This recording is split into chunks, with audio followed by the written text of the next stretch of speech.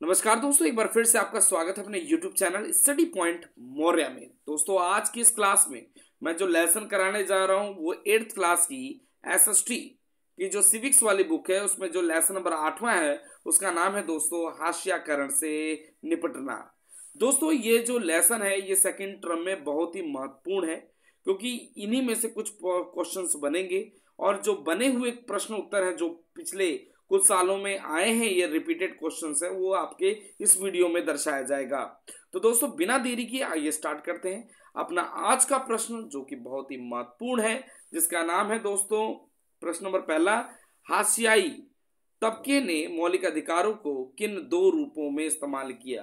पहले मैं आपको थोड़ा सा बताना चाहता हूं दोस्तों, आप हाशियाईकरण या ये हाशियाई ये क्या होता है और लेसन का नाम क्यों बना है हाशियाईकरण से निपटना। दोस्तों, जिस तरीके से आप जो है इस नोट्स में देख रहे हैं, ये नोट्स देख रहे हैं ना, जो महत्वपूर्ण प्रश्न उत्तर है, आप ये देख रहे होंगे कि ऊपर जो है कुछ जो है, जैसे यहाँ पे देखो, ये इस पोर्शन को थोड़ा गैप दिया है। अगर मैं सीधी लाइन खींचू तो यहाँ से भी यहाँ पे भी गैप दिया गया कि नहीं दिया गया। तो ये क्या है, ये जितना लिखा गया है दोस्तों, जैसे ये मान लो ये जो नोट्स बनाए गए ये यहाँ से लेके जाके यहाँ तक खत्म हो रहे हैं। अगर मैं पहला पॉइंट देखो यहाँ तक खत्म हो रहा है, तो लिखने के लिए ये जो 4-5 जो आपके सामने 6 शब्द हैं वो यहाँ पे भी लिख सकते हैं। इसको छोटा छोटा कर देते, जगह बचा लेते। लेकिन मैं आपको ये समझाना चाहता हूँ, इसके कुछ पोर्शन को अधूरा छोड़ दिया गया है, इधर छोड़ दिया गया है कि थोड़ा अच्छा लगे, ये इस वजह से। उसी प्रकार हम जिस तरीके से इन जो खाली रिक्त स्थान है, रिक्त जगह है, जो खाली जगह है वहां पे नहीं लिखे हैं, इसका इस्तेमाल नहीं किया गया है, उसी प्रकार दोस्तों हम ये एक छोटा सा एग्जाम्पल ले लीजिए। जितना लिखा हुआ है ये पूरा एक समाज है। क्या है? समाज। इस समाज से जो लोग परे हैं, जिनका हम यूज नहीं करते, जिसको हम इग्नोर करते हैं, वही हाशियाईकरण है। जिस तरीके से हम दोस्तों, अगर हम कोई अपने से नीची जाति को देखते हैं तो हम क्या करते हैं, हमारे मन में हम क्या करते हैं, एक गैप बना लेते हैं। उस गैप को ही बोलता है हाशियाई बोलता है। ठीक है, हाशियाई मतलब कि समाज में किसी भी तबके के लोगों को उनको अपने से अलग करना, समाज के साथ उसको नहीं जोड़ना, ये हाशियाई है।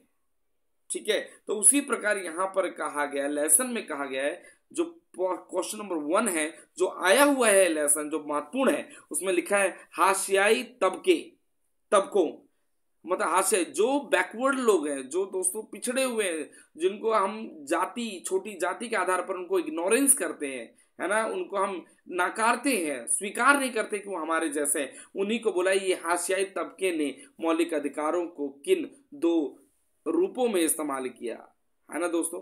यहाँ पे ये हाशियाई लोगों ने भी बहुत आंदोलन किए, वो भी समाज के साथ जुड़े। अगर आज हम बात करते हैं दोस्तों, आज हमारे साथ क्या है, विभिन्न प्रकार के आज हम शिक्षित लोग हैं, है ना, मतलब हम शिक्षा की ओर बढ़ रहे हैं, तो हमारे अंदर धर्म जाति को लेकर के किसी प्रकार का कोई भेदभाव नहीं है। तो दोस्तों यहाँ पर वही प्रश्न बोलता है, कहता हाशियाई जो तबकों ने, जो जो बहुत सेपरेट लोग थे, उन्होंने किस तरीके से मौलिक अधिकारों को अपने जीवन में किन रूपों से उसको उतारा। तो पहला प्रश्न है दोस्तों, मौलिक अधिकार। दोस्तों, क्या आप ये जानते हो कि मौलिक अधिकार क्या होते हैं? मौलिक अधिकार जो है हमारे भारतीय संविधान के भाग 3 में 12 से लेके 35 तक में इसकी व्याख्या की गई है। और ये मौलिक अधिकार वो है जो कि संविधान द्वारा सभी नागरिकों के लिए दिया गया है। ठीक है, हमारे पास मौलिक अधिकार बेटा कितने हैं? 6 मौलिक अधिकार है। पहला समानता का अधिकार, दूसरा दोस्तों स्वतंत्रता का अधिकार, तीसरा दोस्तों शोषण के विरुद्ध अधिकार, दोस्तों चौथा जो है धार्मिक स्वतंत्रता का अधिकार, पांचवा है संस्कृति व शिक्षा का अधिकार, और छठा है संवैधानिक उपचारों का अधिकार। तो उसी प्रकार यहाँ पर दोस्तों लिखा है मौलिक अधिकारों पर जोर देकर उन्होंने सरकार को अपने साथ हुए अन्याय पर ध्यान देने के लिए मजबूर किया। जी हाँ दोस्तों, ये हाशियाई तबकों के लोगों ने मौलिक अधिकारों का प्रयोग क्यों किया? उन्होंने ये कहा, भाई जैसे मैंने आपको न्यायपालिका वाले लेसन में पढ़ाया था कि आर्टिकल नंबर 15 है, उसमें यह लिखा है कि राज्य किसी भी व्यक्ति के साथ धर्म जाति लिंग के आधार पर कोई भेदभाव नहीं कर सकता। यही है। तो उसी प्रकार यहाँ पर ये हास्याई जो लोग हैं किसी छोटी जाति के थे, किसी छोटे धर्म के थे, इसलिए उनको इन अधिकारों से, मौलिक अधिकारों से वंचित रखा जाता था। तभी इन्होंने क्या करा बेटा, अपना संविधान में ये देखा कि हम चाहे किसी भी, है ना, किसी भी संस्कृति, किसी भी जाति के क्यों न हो, संविधान हमारे मौलिक अधिकारों को हनन होने नहीं देगा। इसलिए दोस्तों यहाँ पर पहला पॉइंट में खुद लिखा है कि मौलिक अधिकारों पर जोर दे करके उन्होंने सरकार को अपने साथ हुए अन्याय पर ध्यान देने के लिए मजबूर किया। क्लियर है दोस्तों, ये हास्याई लोगों ने सरकार को मजबूर किया कि आपने तो ये मौलिक अधिकार में ये लिखा है कि हम तो कहीं आ और जा सकते हैं, पर हमारे साथ ये समाज, ये दुनिया हमारे साथ बहुत क्या बुरा बर्ताव कर रही है ना भाई। उन्होंने फिर क्या करा, इन हास्याई लोगों ने क्या किया बेटा, छोटी जाति के लोगों ने क्या किया, उठाया, बोला भैया देखो तुमने तो आर्टिकल नंबर 25 में लिखा है हम तो मंदिर मस्जिद किसी भी धार्मिक संस्थाओं में जा सकते हैं, पर यहाँ पर हमें तो रोका जा रहा है। तो सरकार ने क्या करा, मौलिक अधिकारों का देखा, मौलिक अधिकारों के द्वारा यह देखा कि यार सच में हास्याई मतलब जो समाज से सेपरेट लोग हैं इनके साथ सच में अन्याय हो रहा है, तो उस पर मजबूर होकर के उस पर ध्यान दिया और इनको भी समाज में हक दिलाया। क्लियर है दोस्तों, पहला पॉइंट। दूसरा पॉइंट, उन्होंने इस बात के लिए, उन्होंने मतलब जो हास्याई लोग हैं, हास्याई तबके के लोग जो अपने आप को समाज से पूरे परे समझते हैं, जो अपने आप को बहुत छोटा समझते हैं, है ना, उन्होंने इस बात के लिए दबाव डाला कि सरकार इन कानूनों को लागू करे। जी हाँ दोस्तों, जो मौलिक अधिकार है, जो भी सरकारी कानून को लागू करे। और कई बार हास्याई तबके के संघर्ष की वजह से ही सरकार को मौलिक अधिकारों की भावना के अनुरूप नए कानून बनाने पड़े थे। दोस्तों अगर आप बात करूं मैं आर्टिकल नंबर 29 और 30, तो उसमें लिखा है जो अल्पसंख्यक है, जो माइनॉरिटी में लोग हैं, उनके लिए सरकार ने इन लोगों के, अल्पसंख्यक लोगों के लिए विशेष प्रावधान दिए। वही अल्पसंख्यक हो सकते हैं दोस्तों जो अपने आप को समझते हैं कि हम समाज से बहुत ही, हमारी संख्या कम है, जिनको हमें नहीं समझा जाता। क्लियर है दोस्तों, ये अगर जो बच्चा इंग्लिश मीडियम का, तो वही इंग्लिश मीडियम में ट्रांसलेटेड है। दोस्तों आगे चलते हैं। देखो यहाँ पर एक और प्रश्न है, बहुत ही महत्वपूर्ण है। प्रश्न नंबर ये है, दूसरा मान लो, संविधान के किस अनुच्छेद में अस्पृश्यता या छुआछूत के उन्मूलन, उन्मूलन का मतलब कमी के लिए वर्णन किया गया है? ऐसा कौन सा आर्टिकल है दोस्तों जिसमें कि लगा कि हाँ भाई अछूतों के साथ बुरा व्यवहार हो रहा है। मान लो कोई व्यक्ति छोटी जाति है, तो अगर हम सोचते हैं कि अगर हमने इसको छू लिया तो हमारा धर्म भ्रष्ट हो जाए, तो जो अस्पृश्यता वाली कहानी है ये सरकार ने भारतीय संविधान के अनुच्छेद 17 में से हटा दिया। और बोला गया है आर्टिकल नंबर 15 में किसी भी व्यक्ति के साथ धर्म, जाति, लिंग के आधार पर कोई भेदभाव नहीं कर सकते। तो याद रखना, छुआछूत का उन्मूलन, अस्पृश्यता का अंत आर्टिकल नंबर 17 में ही लिखा है। और 15 को इसलिए यहाँ लिख दिया गया क्योंकि ये कहता है कि राज्य किसी भी व्यक्ति के साथ धर्म, जाति के आधार पर कोई भेदभाव नहीं कर सकता है। क्या मेरी बात समझ आ रही है?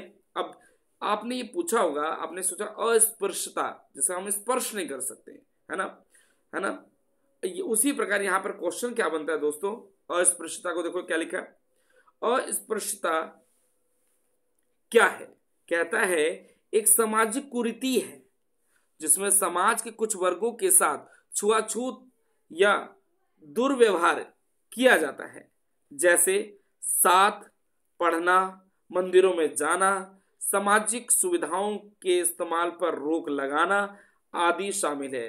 जी हाँ दोस्तों, हम पुराने समय में ये सोचते थे कि भाई ये अछूत लोग हैं, ये तो कोढ़ी लोग हैं, ये मंदिरों में नहीं आ सकते, ये जो समाज सरकार द्वारा दी गई सामाजिक चीजें हैं उनको ये छूने नहीं दिया जाएगा। जैसे पुराने समय में जो अछूत लोग होते थे वो कुएं का पानी को भी नहीं छूते थे दोस्तों, ठीक है, अपना बर्तन वो दूर रखते थे। तो अगर कोई व्यक्ति जो बहुत ही दयावान होगा वो उसकी बाल्टी में पानी दूर से पलट के चला जाएगा, लेकिन कुएं को नहीं। अगर वो कुएं को छू लेते थे ये छोटे वर्ग के लोग, तो पूरे कुएं को अशुद्ध माना जाता था। अगर इन्होंने मंदिर में पैर रख दिया तो पूरे मंदिर को पानी से और यहाँ तक फिनाइल से धोया जाता था। क्यों?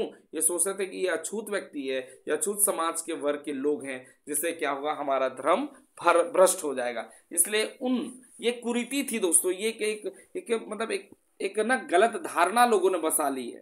क्लियर है? तो आगे चलते हैं। तो उसी को अस्पृश्यता कहता है। क्लियर है?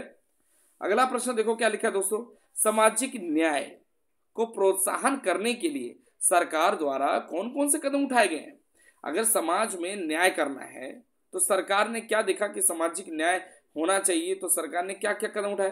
दोस्तों लिखा है कई स्थान पर दलित और आदिवासी, आदिवासी कौन होता है, जो अब समाज से पूरे दूर जंगलों उंगलों में कहीं रहते हैं या उनका छोटा एक कस्बा खुद का सेपरेट होता है, तो वही दलित और आदिवासियों को सरकार की ओर से मुफ्त या रियायती दरों पर उनकी अच्छी शिक्षा के लिए छात्रावास खोले गए हैं। जहाँ दोस्तों आर्टिकल नंबर 29 में ही लिखा है जो जो माइनॉरिटी में आते हैं उनके लिए सरकार ने विशेष रूप से कुछ न कुछ शिक्षा के स्तर पर कुछ न कुछ उनको रियायतें दी हैं। वहीं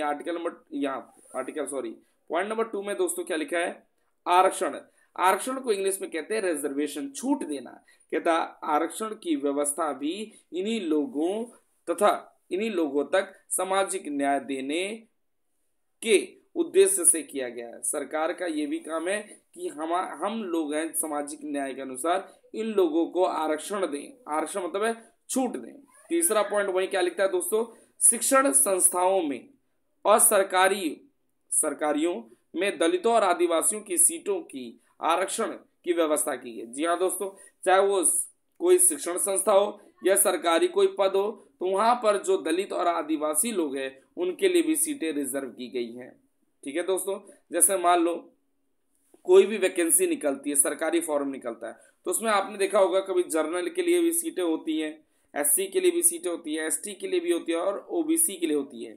अब आजकल क्या आ रहा है दोस्तों, आजकल क्या आ रहा है ना, आज EWS इकोनॉमिकल वीकर सेक्शन, तो यहाँ पे इनको भी क्या करा, जैसे देखो यहाँ पे लिखा शिक्षण संस्था और सरकारियों, है ना, यहाँ पर जो दलित लोग हैं, आदिवासी लोग हैं, उनके लिए सीटें आरक्षित की गई। जैसे अगर मैंने आपको बताया कोई मान लो 100 वैकेंसी निकली तो 100 को 4 भागों में कैटेगराइज कर दिया गया, 4-5 भागों में, कि भाई जो अपनी जाति में जैसे एससी कास्ट में आ रहा है वो फॉर्म भरे, जो एसटी में आ रहा है वो भी फॉर्म भरे, तो इनके लिए यहाँ सीटें रिजर्व है दोस्तों। जैसे मान लो मैंने अभी बताया 100 सीटें हैं, ठीक है, दोबारा बताता हूँ इसको बोर्ड को साफ करके।